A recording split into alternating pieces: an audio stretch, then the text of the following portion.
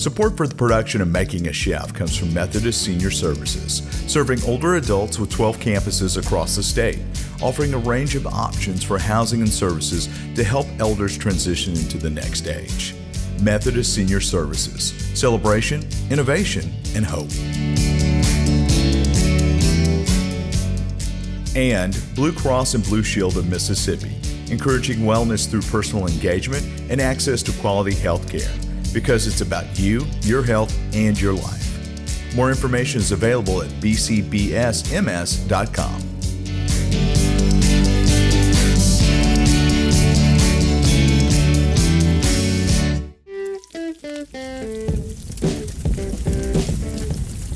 I love smoked meat, and brisket is my favorite smoked meat.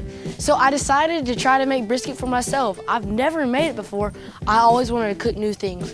So I decided to whip out the old smoker and do some modifications. So I got a cardboard box, duct tape, and fire, and I thought I was a genius. Turns out I'm not a genius, and this is what happened. Yeah, so like 20 minutes in, cardboard burned down. My meat fell out of my smoker, and I was just mad. So yeah, this is what happens when you try to smoke with Mark the Chef. So I need someone to teach me how to make the perfect brisket.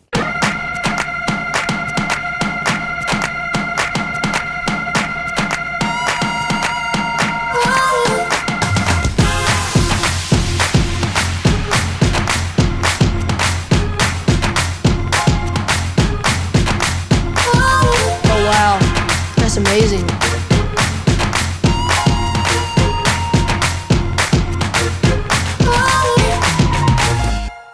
I'm Wes Shelton, and I smoke brisket. Basically, in college, when I was on my own, I got my first Weber, and then just kind of started experimenting with that, as far as how to do a butt.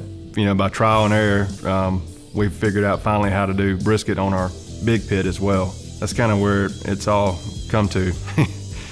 From starting with a Weber smoking to using the big green egg and then larger pits.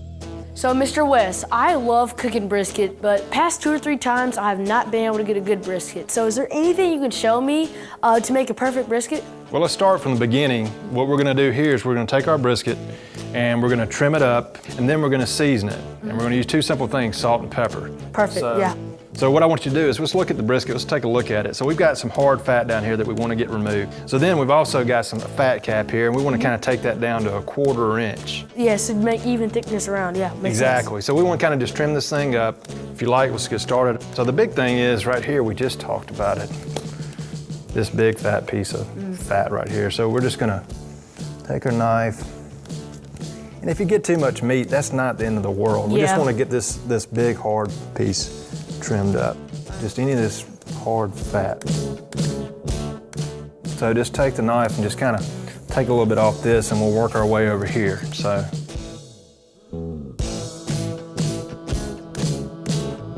now, I think we've got everything trimmed up as much as we need it. What I like to do is, I said, we use kosher salt, so. Nice coarse ground. Exactly, so we can see what we're doing. So if you want to grab some salt, all we're gonna do is, we're gonna cover it liberally. We're not gonna salt it down like a ham, but we're just gonna go all over.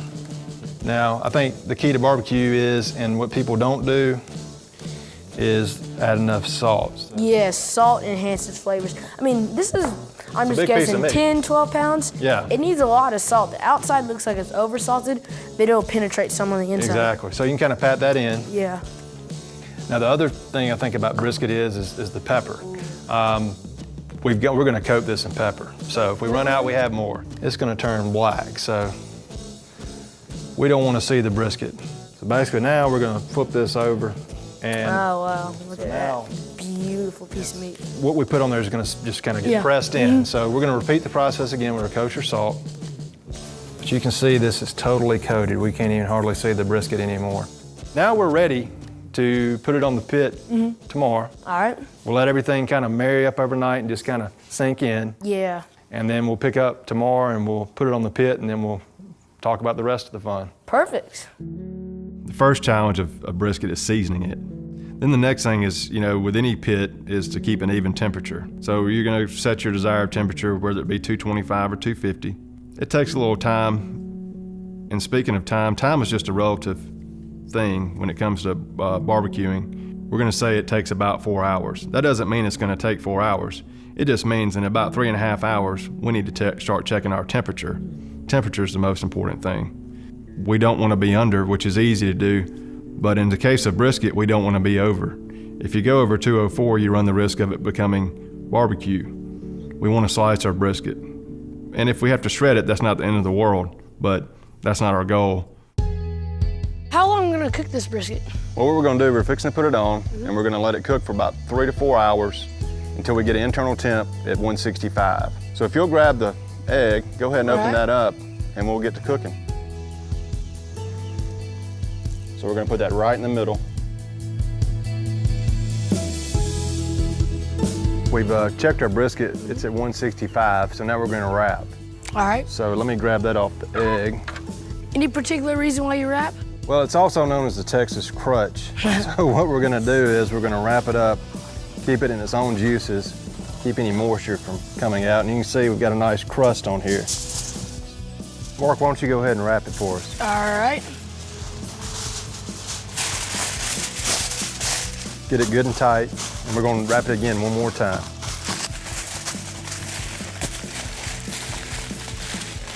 So we're basically steaming it now, aren't we? We're letting it baste in its own juices. Yeah. So the next time, let's go about 3 hours and then we'll check it. And we want to be close to 204 as we can get. And once again, we'll check for feel. Let's let this egg sit for a little while and Be back in 3 hours, I guess. sounds great. All right, let's open it up and see what we got. All right. Wow. So we've already checked it out. We're at 203.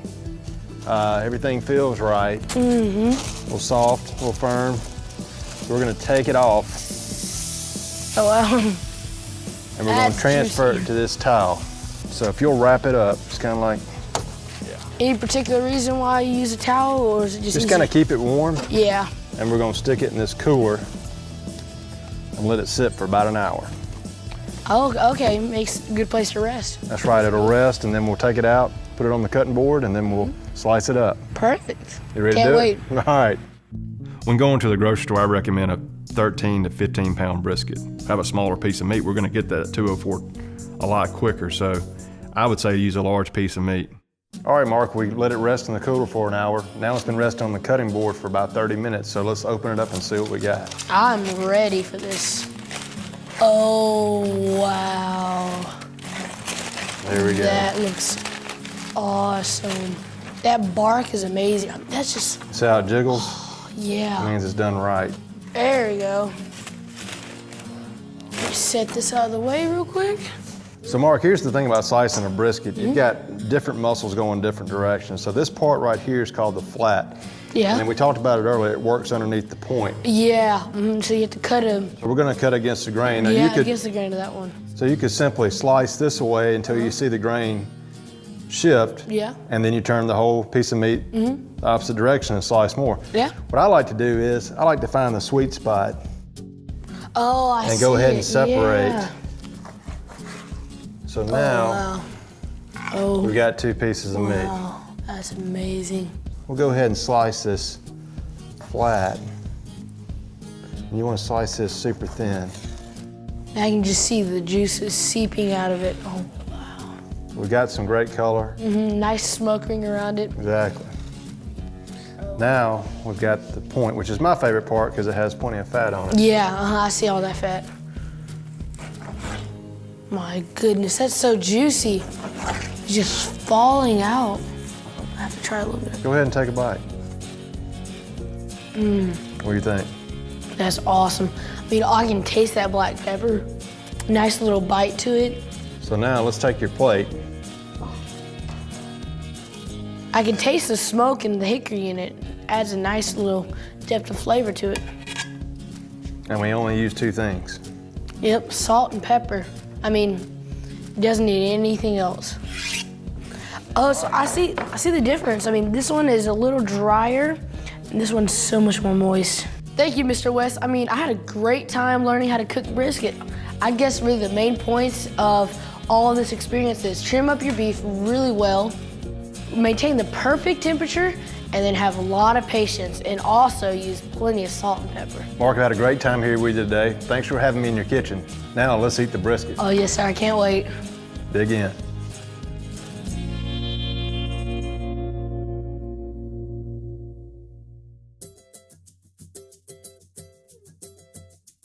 I'm in the kitchen today with Dr. Brent Fountain. He's a registered dietitian with the MSU Extension Services. He's gonna teach me how to make some healthy meals and make some healthy substitutions in my everyday cooking. Thanks for being here, Mr. Brent. Thank you, Mark. Appreciate it. Glad to be here. Yes, sir. So I see a wide range of vegetables. I see some starches. I see spices. So what do we have here? So today we're going to take a spin on guacamole. First, if you will, is to cut up about half of that red onion for me. I can do that. Any of these dishes are going to hold up in your refrigerators. That's a good part of it. Yes. What it's going to allow us to do is something we can have whenever we're ready for a snack. So you put in about a half a cup of red onion there. All right, so we'll take the avocado, and we're going to use all of the avocado next. Okay. And like I said, avocado is a healthy fat, so It's also slick. it's very slick, yeah. Our bodies need fat. Avocado's a healthy source of fat. It's natural and something that we can, again, don't want to consume too much of it, but in this guacamole, it's going to be perfect. So now, next thing we're going to do is cilantro. So let's do about a tablespoon of that. Pinch off what you want to do, and you're just going to kind of dice that up real fine, just kind of mince it. About as fine as you can get it. It's looking good. Next, we're going to add our spices and our seasonings. Okay. So what we've got here, we've got 1 teaspoon of salt, and we've got 1 teaspoon of cumin, and we've got a half a teaspoon of garlic salt. So we're just going to add all of those in there. And then next, you're just going to take that fork and just blend it up, just kind of smash it together. Some people like really chunky guacamole. Some people like it really smooth. Yeah. So I think this one actually, because of the cottage cheese, works better with it to still have a little bit of chunk to it. So you have a little bit of texture and it's not quite blended so well. So yeah, that's looking good. So we'll just set that over here. And now this is a 16-ounce cottage cheese. Like I said, that's large curd, but if you had gotten small curd, been fine to use as well, because you're going to blend it up in the process. Add it all? Add it all, whole thing. This is a good source of protein. All of your cheeses all of your dairy products are a real good source of protein, but they're also a good source of your carbohydrate too. Nice, I think that's perfect. So next what we're going to do is we're going to mix all of that in. Because of the volume of it, we're cutting the fat in it because we're using the low-fat cottage cheese. So it actually ends up being a really healthy dish. Now you're going to just mix that together. And then what we're going to do with the cheese is we're going to put this is 4 ounces of low-fat shredded cheddar. Okay. So again, we've reduced the fat, so we've reduced the calories there. And we're going to add all but just a little bit for a garnish. Now, what do you typically eat with guacamole when you think of guacamole? Chips. Chips, right? Instead of chips, we've got some red bell pepper here. And so we're going to take some red bell pepper, and that's actually going to be what we scoop it with. Grab a little bit there. Oh wow, that's amazing. I mean, that's as good as or even better than just dipping with chips. Wow, it's amazing. Well, that's one great substitution. So can you top that one? I don't know, but I'll try. Awesome. So while having a big smoker is awesome and totally fun to use, it's not exactly practical for everyday life. So I'm gonna show you how to make an inexpensive tabletop smoker that does just as well infusing the smoke flavor, but is a little more practical for everyday life. So this brisket is pre-trimmed and cut up into a size that can fit inside our smoker. So this is gonna be our basic spicy rub. So it has a lot of flavor and a lot of color to it, so it's very pleasing to the eyes. It's really simple too. First part, 2 tablespoons each of smoked paprika and regular paprika, a tablespoon each of garlic powder and onion powder, a tablespoon of white pepper, and half a tablespoon of mustard powder. I'm also gonna throw in a few cracks of fresh black pepper just to get the freshness of the black pepper. But to make a nice thick bark on the outside like Mr. West suggested, I'm using pre-cracked black pepper. And of course, a little salt. You always need your salt to season anything. All right, so this rub is all nice and mixed up. The reason I'm using more spicy, more in-your-face rub than compared to salt and pepper is just because I'm trying to impart a lot of flavor onto this piece of meat. So I like to get a nice thin coat all around on the first run and just press it in and then come back later with a thicker coat. A good rule of thumb to tell if your brisket is seasoned enough with the spicy rub is to see if it's red like clay. If it is, like this is, then it's nice and seasoned. So I'm gonna put on a little bit of pre-cracked black pepper just to give a crust. All right, so this is nice and rubbed up. I'm gonna go ahead and wash my hands so we can build the smoker. So you remember my first experiment that we showed you? Yeah, it was pretty bad. So this is gonna be a new experiment that actually works. So you're gonna need 2 aluminum pans, aluminum foil, wood chips, cotton balls, a wick, that's just a paper towel, X-Acto knife, and alligator clips. So first cut you need is X-Acto knife and your bottom pan. All right, so there's ridges right here. There's 6 of them. So I'm gonna count one in and about 3/4 of the way down, 1/4 of the way down, and just slice. I'm gonna go 1, 2, 3 on the 4th ridge. Same thing. And I'm gonna connect them now. There you go. You have an airflow hole right there. Air will come in and feed the fire. So I'm gonna set that aside.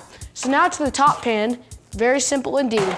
On the opposite end of the first hole, cut a X, nice and wide X. Poke up these little things. So this is gonna act as a chimney to let smoke out and also promote a little more airflow going through.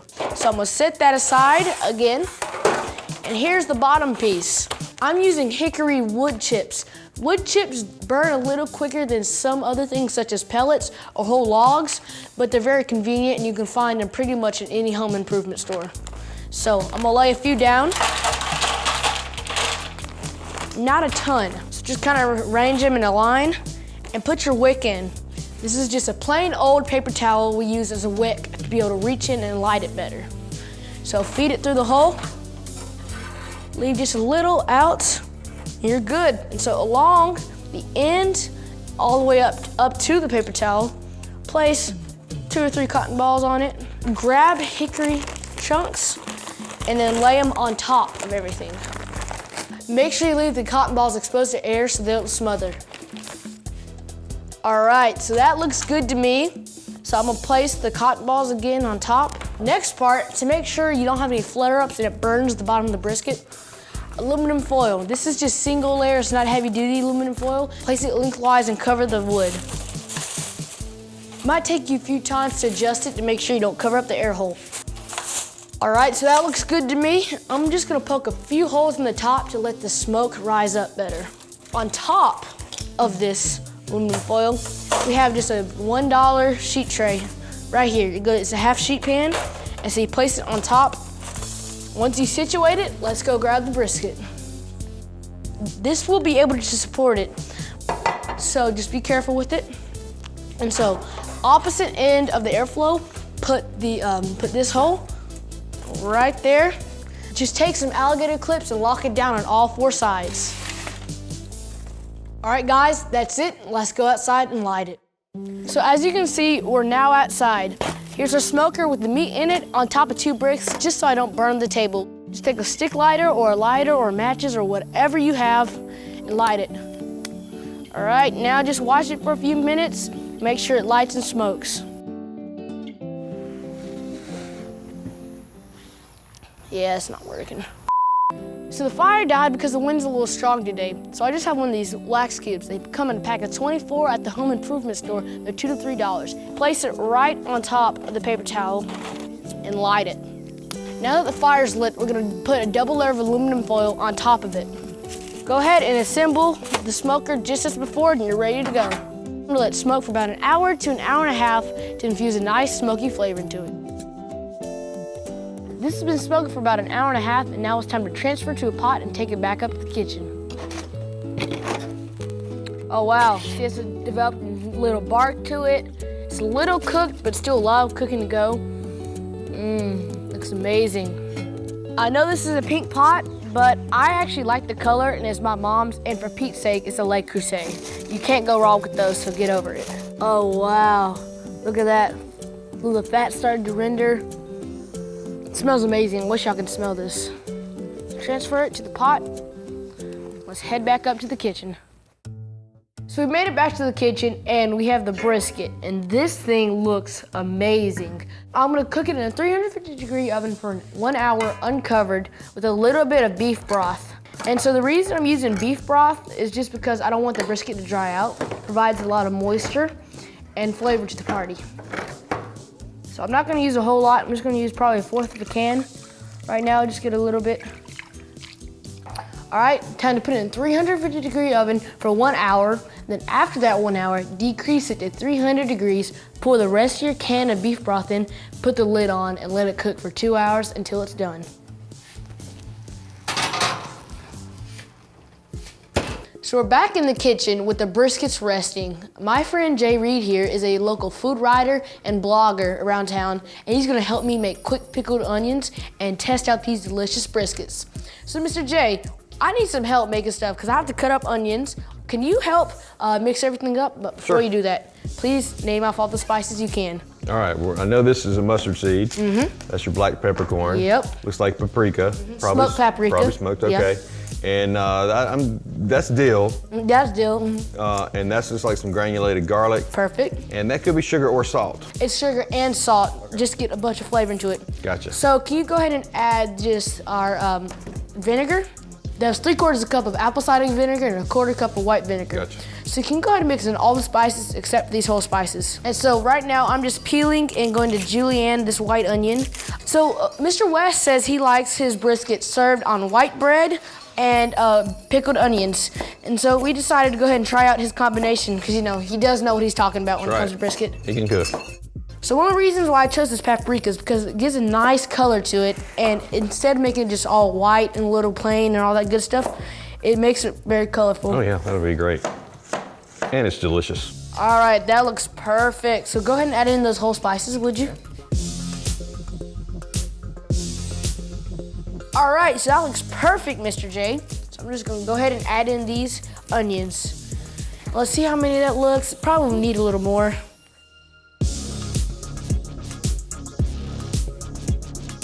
All right, Mr. J, those look really good. So I'm gonna go ahead and try one real quick. Already got a little flavor? Oh my. I'm gonna go ahead and set these to the side for about 15 minutes to let them infuse with all this flavor. All right, so it's kind of a quick pickle then. Correct. So we have our sandwich making set up, all done and ready to make sandwiches. I'm ready to go. Look at that. Look how beautiful that is. It smells pretty good too. It smells amazing. All right, so I mean, look at that. It's not quite as tender as that one is, but I mean, being a homemade smoker, it's pretty close. Here, try your piece. All right, watch my finger there. Oh, that's moist. I can tell already. Oh, wow.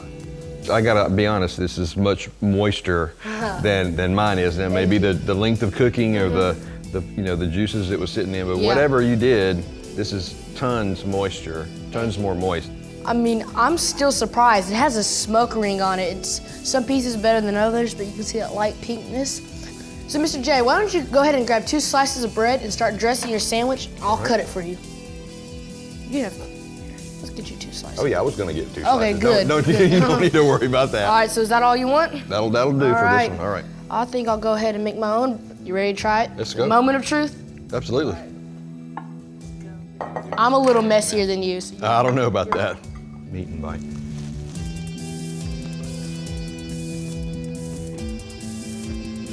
For being a smoker made with $3.50 of supplies, that's pretty good brisket. Absolutely. Anybody could make that. All right, Mr. J, that was delicious. Pretty good. And it's gonna be kind of hard to beat in my opinion. So we're gonna do another set of sandwiches. All right. With this. This has been smoked for about 8 and 9 hours on the big green egg like Mr. West taught us. So I mean, look at that. So this one has more bark. I was gonna say, it looks a little darker right off. Yes, it has more bark compared to the other one. So I'm gonna go ahead and just slice it. So right off the bat, I can already tell it's not quite as juicy as the other one, but you can see that smoke ring.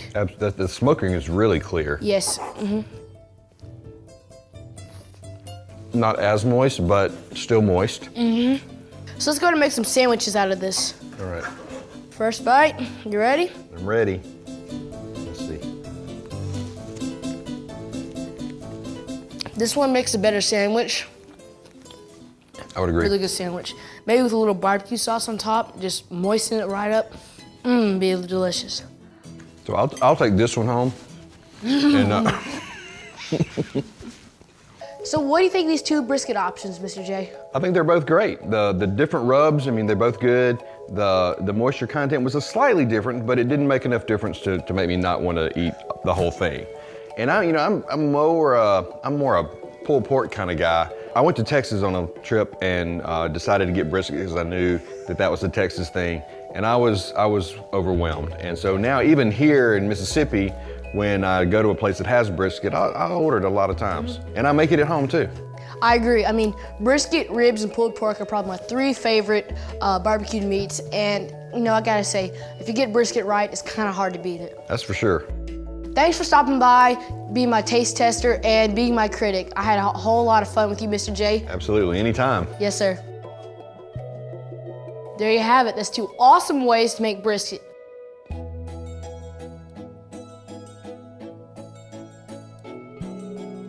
I think I've redeemed myself from my cardboard accident, but you be the judge. That's how you make brisket, y'all. Remember, season it simply and cook it long and slow. Big thanks to Bell's Building Supplies for loaning us the smoker, for Mr. Wes for teaching me how to smoke a brisket, for Mr. J and trying it all in the end. Thank y'all for watching, and I'll see you next time.